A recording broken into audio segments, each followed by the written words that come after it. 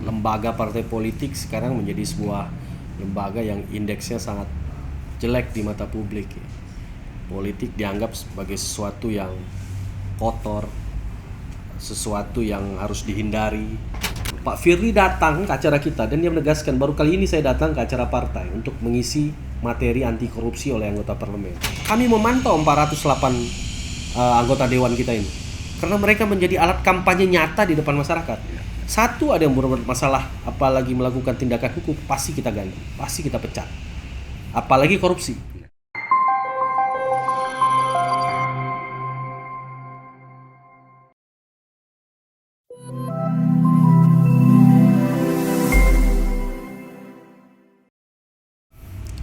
Assalamualaikum warahmatullahi wabarakatuh. Halo, apa kabar sahabat Tipol?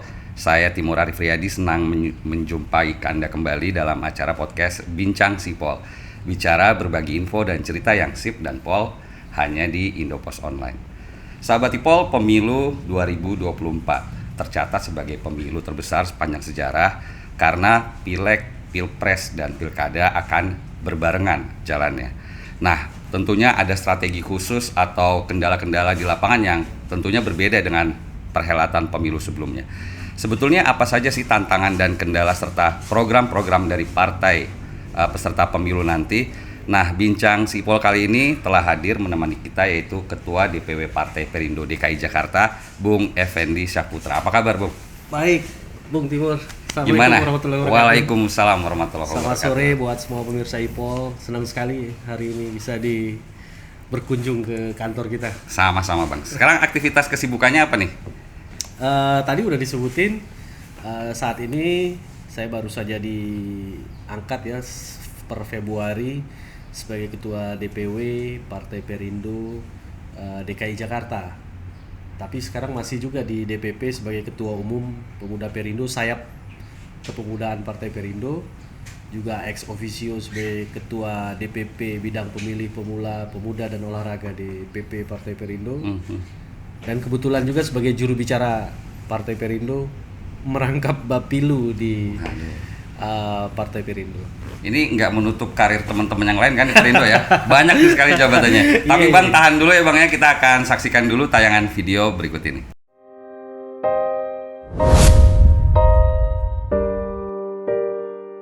Beginilah keseharian Bapak Durrahman, keluar masuk kompleks perumahan di kawasan Sunter, Jakarta Utara, sambil menjajakan barang dagangannya. Bapak setiap hari jualan? Tiap hari, cuman kalau hari Minggu cuman saya libur, istirahat. Ya capek nggak, orang udah kerjaannya gimana lagi. Berbagai macam sayuran dibawa dengan gerobak kayu yang ia dorong sepanjang hari. Sesekali ia harus berhenti di pinggir jalan dan menggelar dagangannya untuk menarik pelanggan. Pendapatan sehari-hari ia gunakan untuk menyambung hidup. Jika beruntung, ayah 9 anak ini bisa menyisihkan sebagian uangnya untuk anak istri di kampung. Ya cukup nggak cukup, dicukup-cukupin. Yang kadang-kadang kan kadang dapat kadang nggak gitu, orang jualan nggak tentu.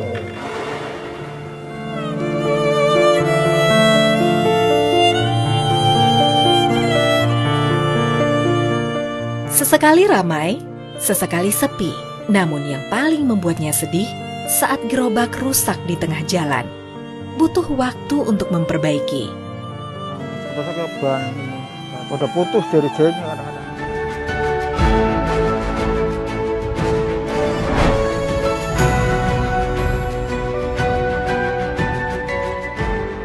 Pak Durrahman. Oke sahabat Tipol, tadi telah kita lihat tayangan sekilas tentang Partai Perindo. Nah, Bung Effendi, sebetulnya kita sudah mengenal banyak partai-partai nih ya. Sebetulnya apa sih yang berbeda dari Partai Perindo ini? Sebetulnya latar belakang didirikannya seperti apa? Ya, kalau ngelihat Partai Perindo pasti yang dipikirkan pertama orang tentu tokoh ketua umum kita ya, Pak Haritanu. Jadi semua publik Indonesia juga udah tahu basic beliau sebagai seorang pengusaha. Ya. Beliau mencetuskan berdirinya partai ini dengan landasan filosofinya adalah bagaimana mengantarkan Indonesia naik kelas, lebih sejahtera. Makanya tagline kita itu menuju Indonesia sejahtera. Jadi politik yang kita usung pun kurang lebih kita namai politik kesejahteraan gitu. Oke. Apa itu politik kesejahteraan? Perjuangan politik, jihad politik kita untuk bagaimana kelas ekonomi masyarakat Indonesia ini bisa naik. Kan? Jadi standar hidup per kapita kita ini bisa ditingkatkan. Caranya apa? Tentu dengan pemberdayaan UMKM, bagaimana pengentasan kemiskinan dengan membuka lowongan pekerjaan sebanyak-banyaknya. Ini yang akan terus kita gaungkan. Makanya kita buktikan juga dalam perbuatan nyata kita kepada masyarakat. Kalau kita lihat sering Perindo itu buat program-program khusus untuk meningkatkan kesejahteraan masyarakat ya. Ada gerobak Perindo, ada perahu Perindo. Juga kita bantu para petani-petani dengan berbagai macam program-program yang sudah Perindo lakukan sejak Partai Perindo ini berdiri, bahkan sejak sebelumnya ada Ormas Persatuan Indonesia berdiri. Jadi itu konsisten kita lakukan terus sampai hari ini juga terus kita lakukan program-program itu untuk menunjukkan bahwa landasan filosofi kita adalah politik kesejahteraan. Bagaimana memberikan jalan kepada masyarakat, memberikan perjuangan kita untuk membentuk regulasi-regulasi dalam tata negaraan kita, bagaimana meningkatkan kesejahteraan masyarakat, kelas mereka dari level yang bawah bisa menuju menengah. Karena kita percaya kalau kesejahteraan masyarakat ini sudah bisa terangkat, otomatis negara kita bisa lebih cepat untuk mencapai kemajuan. Lebih cepat, lebih maju menjadi bangsa yang bisa bersaing nih, Ya. kompetitif dengan bangsa lain ya Bang ya. Tapi tadi menarik ya tentang kita garis bawahi kesejahteraan dan ekonomi tadi Bang. Dari UMKM, dari rumput, dari akar rumput tuh ya, dari bawah ya. Sebetulnya kalau program UMKM sendiri nih Bang, kita kan sekarang sering lihat tuh ya gerobak-gerobak dari Perindo itu ya banyak sekali tuh ya. Itu artinya kan sudah Perindo sudah memajukan. Tapi sebetulnya Bang, Perindo melihat UMKM Indonesia sendiri seperti apa? Apakah sudah bisa bersaing? Apakah masih standar, belum bisa naik kelas atau seperti apa nih Bang? Untuk saat ini UMKM kita sudah cukup oke lah ya. Tapi tentu masih banyak hal-hal yang perlu diperbaiki. Makanya dalam program gerobak Perindo itu mereka tidak blast kita berikan gerobak selesai dengan begitu aja, tapi ada pendampingan juga. Bagaimana mereka memasarkan produknya, bagaimana mereka meningkatkan daya jualnya, itu ada pendampingan yang kita berikan pada kader-kader Perindo di setiap area yang ada gerobaknya. Kalau di Jakarta sendiri itu tugasnya ketua-ketua DPC, ketua kecamatan. Mereka mengecek di area kecamatannya ada pedagang apa yang bisa dibantu, pedagang apa yang bisa dimainkan program gerobak ini, dan mereka akan mendampingi sekaligus nanti dari DPP akan memberikan pelatihan-pelatihan. Jadi kita juga memberikan pelatihan. Nah, dan tidak menutup kemungkinan juga dengan era digitalisasi sekarang, pelatihan-pelatihan itu juga dalam bentuk pelatihan bagaimana melakukan digital marketing. Jadi bagaimana dia bisa menjual produknya secara online, itu kita selalu berikan. Ini dalam upaya kita bahwa kita ingin tunjukkan bahwa kita serius, kita fokus pada satu bidang, bahwa kita ingin menaikkan UMKM kita ini sebagai senjata kita, karena kita tahu UMKM ini betul-betul menjadi perlindung kita ketika global dihantam oleh krisis ekonomi. Kita masih bisa cukup tegak berdiri itu ya karena UMKM. Nah, bayangkan kalau UMKM ini bisa menjadi tuan rumah istilahnya di rumah kita sendiri, program-program UMKM ini kita betul-betul lebih kembangkan lagi. Saya pikir kita punya potensi untuk menjadi negara yang kuat dan maju tentunya. Ini yang mau Perindo lakukan. Makanya semua anggota dewan kita semua konsentrasinya ke situ gitu.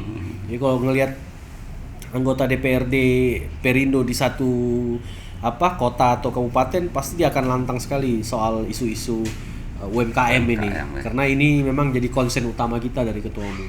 Dan tadi juga disebut-sebut go digital tadi itu Bang, berarti sudah mengkombinasikan antara pangsa tradisional sama online tadi itu ya. Iya. Bang Effendi. Kemudian Bang, kalau tadi menarik, Abang kan ini sekarang jadi ketua DPW Perindo DKI Jakarta nih.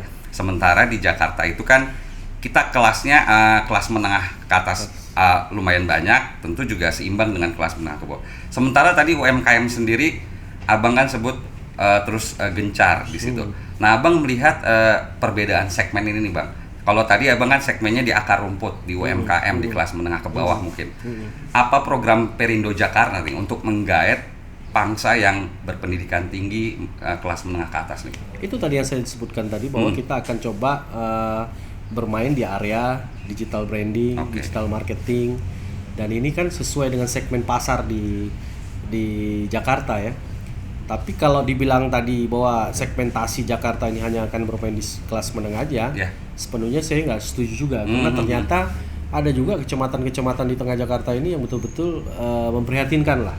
Jadi, masih tertinggal gitu ya. Tertinggal. Jadi kita kayak hidup di kelaparan di lumpung padi gitu kan. Jadi masih banyak yang kita pengen, makanya prioritas utama program-program seperti Gerobak ini tetap kita arahkan kepada yang menengah ke bawah ya. Jadi mereka yang sudah berdagang lama tapi tidak mampu untuk naik kelas, kita coba bantu, kita masuk ke situ supaya dengan bantuan Gerobak kita, dia bisa membuka lapangan kerja lagi buat yang lain gitu.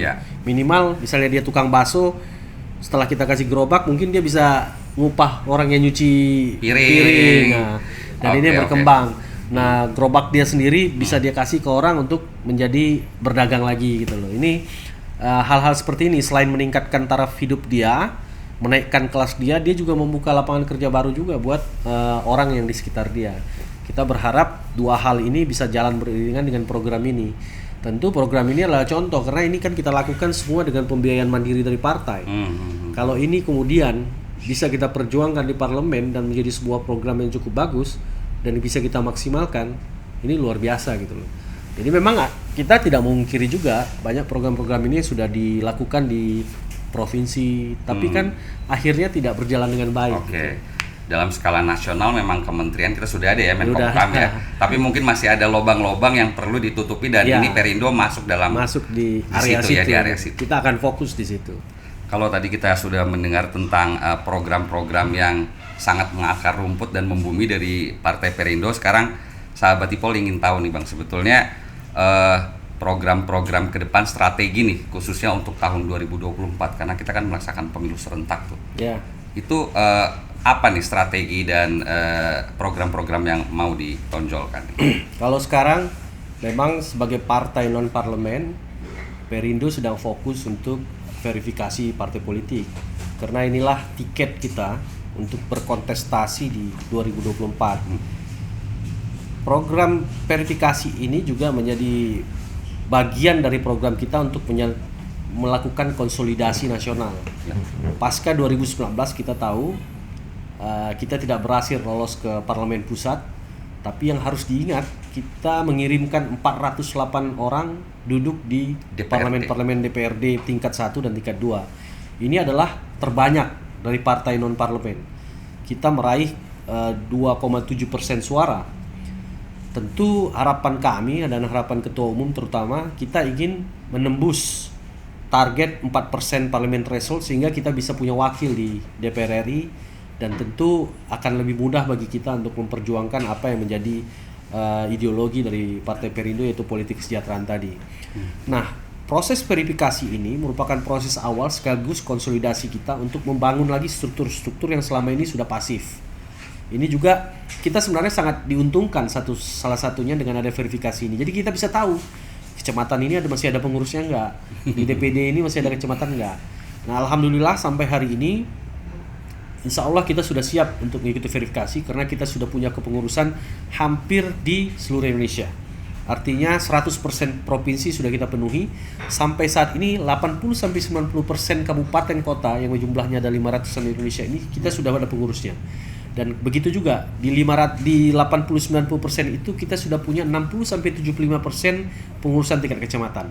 Kalau ditanya Jakarta hari ini, kita sudah punya pengurusan full di seluruh kabupaten kota, di 6 kota dan 1 kabupaten Pulau Seribu, dan kita sudah punya pengurus di 44 kecamatan. Selain itu, di masing-masing area itu kita sudah punya anggota 1.500 yang benar-benar terverifikasi sebagai anggota partai.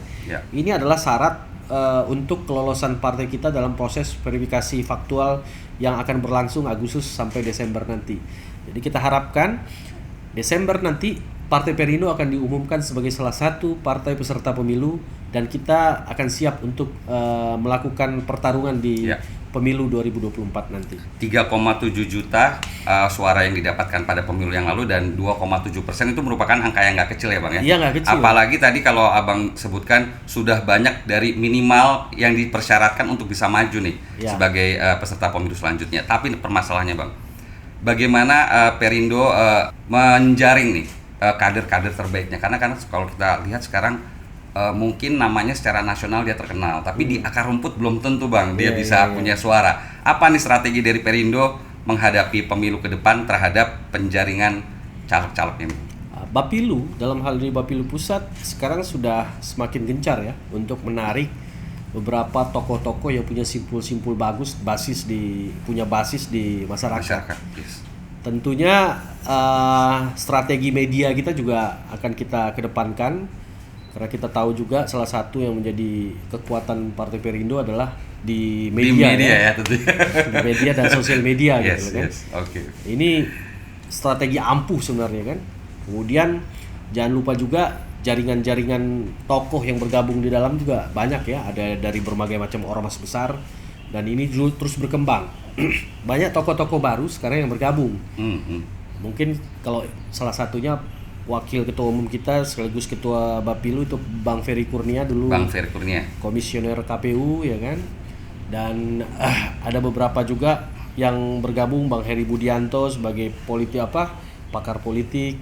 Jadi ini tokoh-tokoh ini punya jaringan simpul yang cukup lumayan di Indonesia. Ini yang kita kuatkan dan kita saat ini dalam posisi menyeleksi tokoh-tokoh masyarakat untuk menjadi caleg-caleg kita di 2024 dengan program yang namanya Konvensi Rakyat. Oke, konvensi menarik nih ya. Nah, Konvensi Rakyat ini adalah program e-demokrasi yang kita punya. Jadi siapapun, dimanapun, dia bisa mendaftarkan diri dia sebagai caleg by online, dari handphone juga bisa. Dia bisa mendaftarkan dirinya sebagai caleg dan nanti Bapilu akan melakukan verifikasi terkait kemampuan dia untuk menjadi caleg yang akan diandalkan oleh Partai Perindo. Jadi saya pikir ini salah satu strategi dan terobosan terbaru kita ya, namanya Konvensi Rakyat. Jadi itu ada websitenya nanti, siapapun bisa, ya kan? Bang Timur juga mau jadi caleg Perindo, tinggal isi. Nah, nanti akan terverifikasi apakah akan nyalek di DPR RI, DPRD provinsi atau DPRD kabupaten kota. Nanti akan dihubungi, akan diinterview. Kalau memang dianggap layak untuk mewakili Partai Perindo, tidak ada yang namanya intervensi dari pengurus DPP, DPW, DPD. Jadi ini membuka, bahkan ketua umum sendiri pun tidak bisa mengintervensi. Kalau dia ngerasa sanggup, ngerasa mampu dan diputuskan oleh tim penseleksi dia pantas, dan ingat, ketua tim seleksinya adalah independen. Oke, ini yang membedakan dengan yang lainnya. Independen ya Bang, dari mana tuh Bang? Tuannya Tuan Guru Bajang. Wah, bekas Gubernur NTB. Bekas Gubernur NTB. Beliau menjadi ketua panitia dari Konvensi Rakyat ini. Jadi beliau yang akan menyeleksi. Tentunya bisa objektif nanti ya. Harusnya objektif. Dan ini juga membuka kesempatan buat seluruh lapisan masyarakat. Saat ini sudah ribuan pendaftar yang sudah masuk ke kita. Kita tinggal menyeleksi saja tokoh-tokoh yang kemudian kita anggap mampu merepresentasikan masyarakat di wilayahnya. Bukan menjadi keinginan pengurus, bukan pengurus harus jadi caleg kita ya. Tidak, tapi ini bentuk dukungan. Karena salah satu syarat pun dia harus memperlihatkan dukungan dari masyarakat di sekitarnya. Dia sebagai caleg didukung nggak sih sama itu? Dan dia punya jaringan nggak di masyarakat? Jaringan karena itu yang terpenting ya Bang. Itu yang terpenting. Jadi ini salah satu strategi kita lah untuk bagaimana bisa menjaring caleg-caleg yang bagus untuk mendongkrak 3,7 juta dan 2,7% suara kita di 2019. Artinya tinggal sedikit lagi tuh, ya kan? 4% ya Bang ya minimal. Tentu kita belajar dari kekalahan kita untuk memperbaiki lagi, evaluasi lagi sehingga ada strategi yang tepat, apalagi dengan masuknya tokoh-tokoh baru sekarang. Tentu ini menjadi kekuatan baru kita dan kita sangat-sangat optimis untuk bisa mampu meraih angka 4% sebagai minimal ambang batas ya. Ambang batas parlemen threshold. Berarti sahabat Tipo siap-siap nih ya, kita harus daftar online bisa ya Bang ya? Bisa. Di mana saja, kapan saja, kalau kita memang mampu, kita punya jaringan di akar rumput, langsung daftar. Nanti kita bisa tulis ya di deskripsi ya, Oke, harus kemana siap. nih harus daftar. Kemudian Bang Effendi menarik tentang penjaringan caleg nih. Kalau partai-partai lain kita lihat menjaring artis-artis juga. Nah, Perindo gimana nih terhadap fenomena caleg artis? Gini loh, sebenarnya kalau bicara artis, kita sebenarnya nggak pengen sombong juga. Sebenarnya gudang artisnya seharusnya di sini. Di sini ya. Yang punya jaringan televisi terbesar se Asia Tenggara di sini ya. Iya, justru artis-artis itu juga diciptakan oleh jaringan media kita kan. Tapi saya pikir akan lebih tertarik buat kita menciptakan tokoh-tokoh politik baru daripada menarik artis. Kemudian dengan daya magis artisnya itu bisa menjaring suara yang banyak. Tapi tentu kita juga tidak menutup pintu. Artinya banyak artis-artis, public figure yang sudah mulai menghubungi kita untuk bisa bergabung dan menjadi caleg di Partai Perindo. Dan tentu kita juga berharap mereka juga mampu meraih suara yang cukup signifikan bagi kemenangan dia sendiri maupun partainya. Jadi kita juga tidak menutup pintu, dan saat ini termasuk banyak artis-artis public figure yang melirik Perindo sebagai alternatif untuk maju di 2024 nanti. Bisa dibocorin nih Bang, siapa tuh artisnya? Atau masih belum nih, rahasia nih? Belum, nanti aja. Oke, nanti aja ya. Masih ada yang pengen, nanti aja Bang, injury time.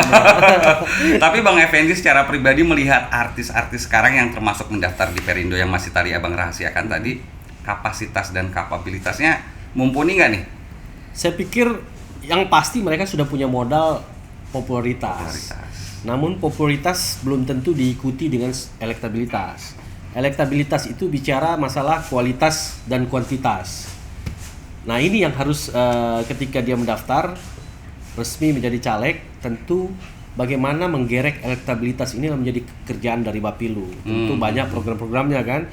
Dia nggak sekedar hanya turun dan melempar senyum, tapi bagaimana dia punya bobot juga untuk dipandang pantas untuk mewakili rakyatnya. Tentu dengan attitude dia, dengan isi kepalanya lah, bagaimana menggejawantahkan politik kesejahteraan itu kepada masyarakat dengan bahasa yang sesuai dengan masyarakat, yang bisa dipahami dan bisa dibuktikan oleh dia sendiri di masyarakat itu.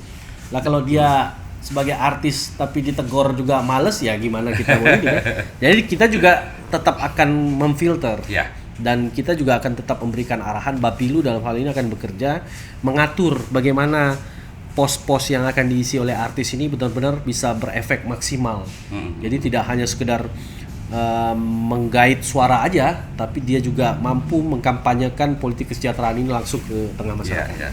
Apalagi tadi disebutkan kan ada juri eksternal yang mampu menjaring artis-artis tadi. Artinya itu pasti sudah diseleksi dengan baik gitu ya Bang.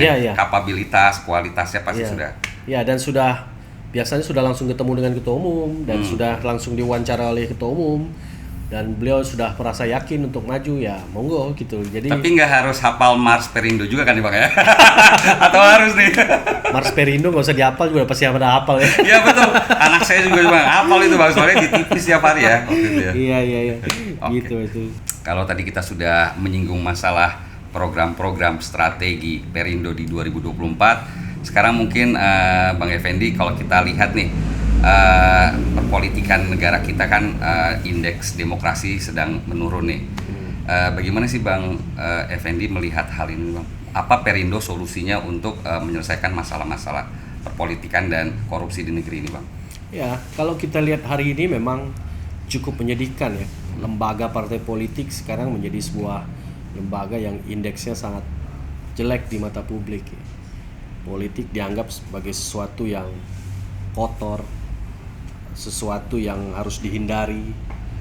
Ini sebenarnya problematika yang harus kita pikirkan sama-sama sebagai partai politik. Karena kan masyarakat ngelihat partai politik ini. Jadi saya pikir kehadiran partai-partai baru, sekarang banyak partai baru, hendaknya mampu merubah citra ini. Kita Perindo jelas dari ketua umum ingin menunjukkan siapapun di kader-kader kita yang terlibat hukum apa semua, pasti kita akan zero tolerance lah, apalagi soal pemberantasan korupsi.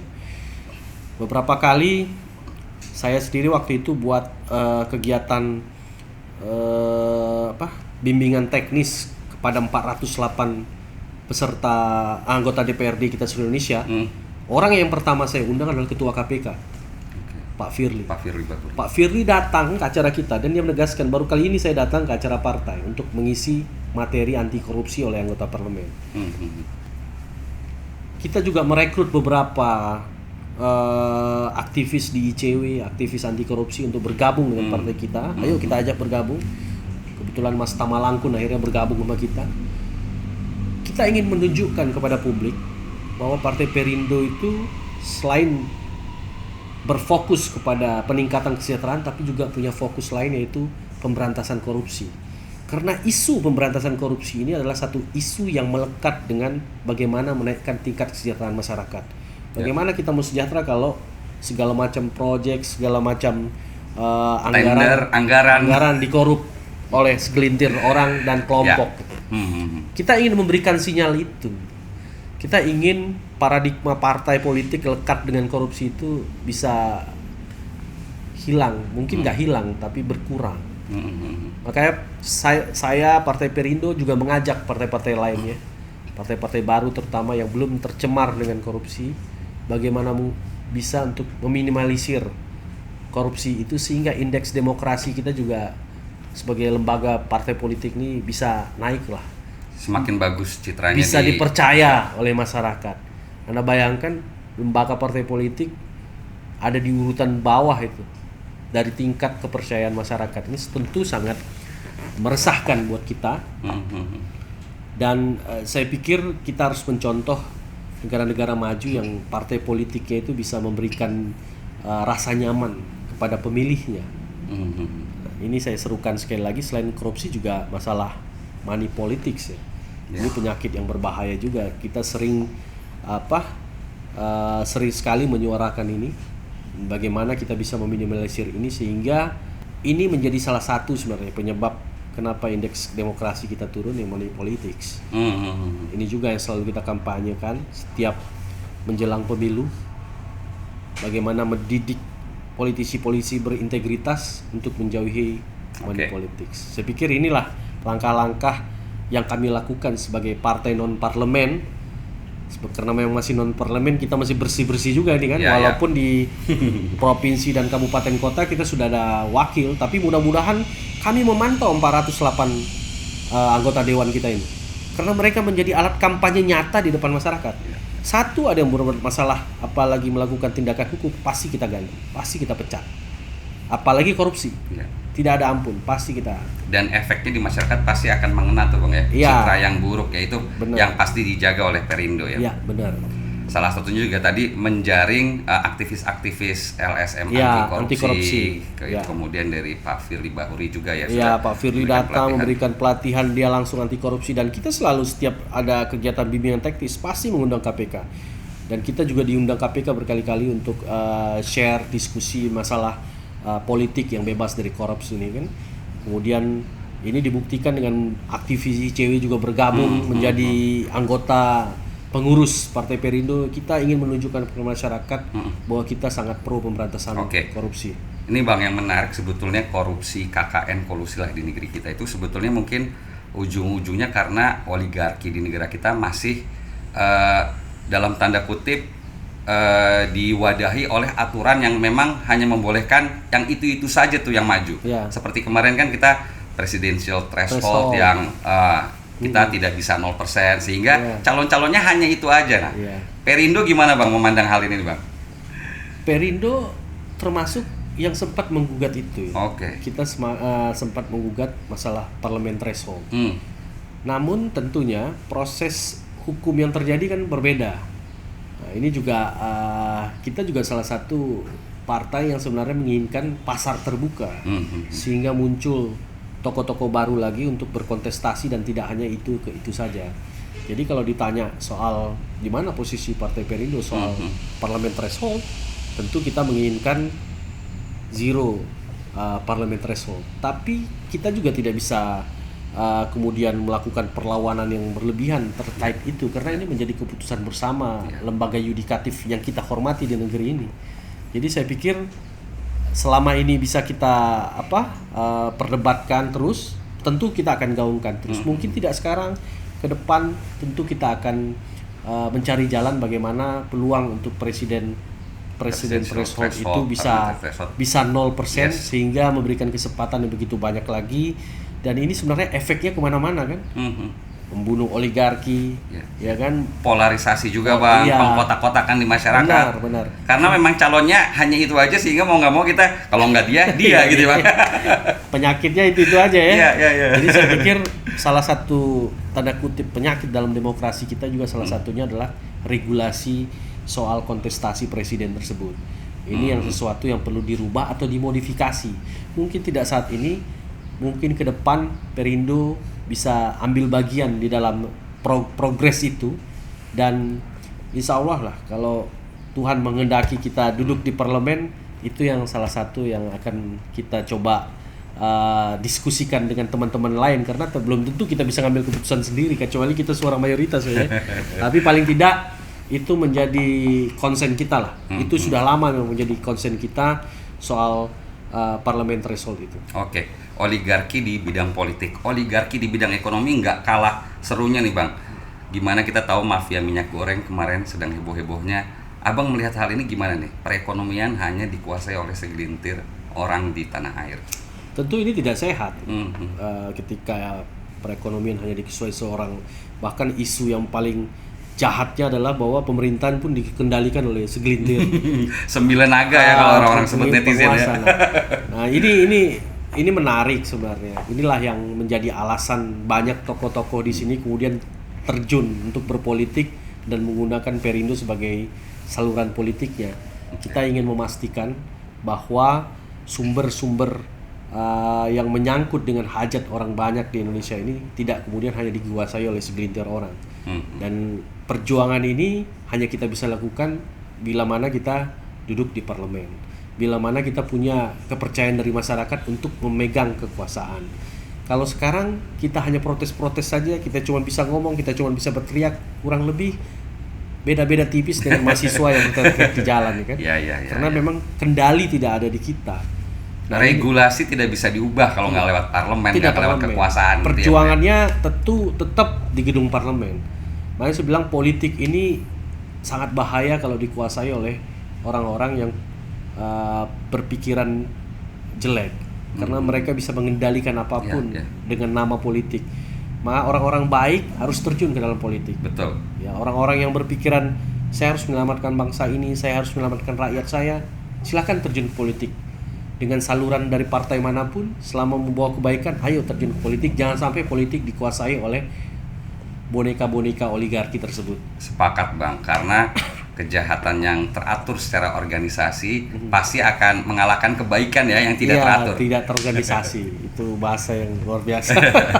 Baik, sahabat Ipol, tadi kita sudah mendengarkan apa sih pandangan politik tentang permasalahan korupsi di negeri kita dari Bang Effendi. Sekarang nih Bang Effendi, mengenai 2024 nih presiden. Nah, ini menarik.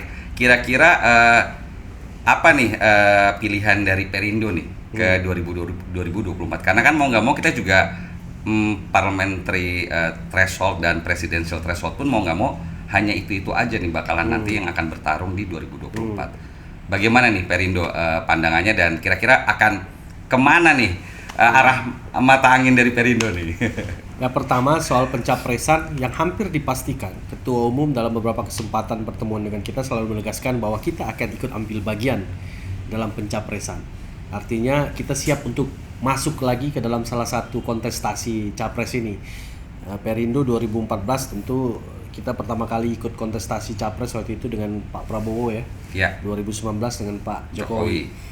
Nah 2024 ini Ketum baru memastikan bahwa kita pasti akan ikut lagi berkontestasi di Pilpres. Memastikan dukungan ke salah satu calon gitu ya. Sekarang kita di DPW diberikan semacam, ayo mana masukan dari DPW siapa dukungannya, Jawa Tengah siapa, DKI siapa, NTB siapa, Bali, Aceh siapa. Nah itu diputuskan dalam Muskerwil, biasa menampung aspirasi-aspirasi dari DPD. Ini pelan-pelan sudah mulai nih masuk nama-nama itu. Nama-nama sudah masuk, siapa yang akan diseleksi dan siapa yang akan menjadi pertimbangan partai kemudian memutuskan kita akan memilih siapa. Dan karena memang kan belum jelas juga nih siapa yang akan menjadi calon presiden. Jadi sebenarnya ini pertanyaan masih dini ya. Masih dini. Terlalu Tapi pagi ya. paling tidak yang bisa saya kasih gambaran adalah saat ini Partai Perindo adalah partai posisi ya. Jadi partai yang berada di barisan pendukung pemerintahan. Ya. Kami meyakini apa yang sudah dilakukan oleh pemerintahan sekarang sudah berjalan sebenarnya cukup baik. Ya kan, kalau ada perubahan-perubahan tentu perubahan-perubahan itu kita akan lihat secara segmentasi lah. Tapi secara global pemerintahan sudah cukup baik dalam menjalankan pemerintahannya saat ini. Tentu Pak Jokowi tidak bisa sesingkat itu. Artinya harus berkesinambungan. Pak Jokowi sendiri sudah menegaskan bahwa tidak akan maju 3 periode. Ya. Maka sinyalemen yang bisa kami sampaikan, tentu kami akan mendukung siapapun presiden yang mendukung program-program pemerintah yang saat ini. Jadi siapapun pemerintahan saat ini yang sudah bagus, program-programnya didukung oleh calon presiden tersebut, itu akan menjadi pertimbangan yang sangat besar untuk kami dukung di 2024 nanti. Siapa orangnya, siapa calonnya, kita akan tunggu juga dari masukan-masukan dari DPW DPD yang nanti akan dirumuskan oleh DPP. Muskerwilnya kapan nih, Pak? Masing-masing ya. Kalau DPW sekarang sudah mulai nih Muskerwil, di Jogja sudah Muskerwil, nanti Jakarta mungkin sekitar bulan Juli nanti kita akan Muskerwil. Kita akan dengar nih dari kecamatan-kecamatan, dari kota, kira-kira siapa nih yang bakal dipilih oleh masyarakat akar rumput kita di Jakarta ini siapa sih, kita mau nyalonin siapa sih gitu kan, nanti kita akan umumkan itu. Abang sendiri sebagai ketua DPW DKI Jakarta Partai Perindo, bagaimana nih suara akar rumputnya nih, apakah masih digodok ataukah masih disaring atau bagaimana? Iya, tentu kita lagi menyaring ya, tapi seperti yang kita tahu mayoritas juga kader-kader kita ngerasa Jakarta cukup berkembang ya. Nah, tentu mayoritas juga karena pemimpinnya Pak Anies mungkin pengennya Pak Anies gitu. Ya kita akan godok itu. Kalau memang ini menjadi keputusan bulat bersama, ya tentu kita akan ajukan ke DPP.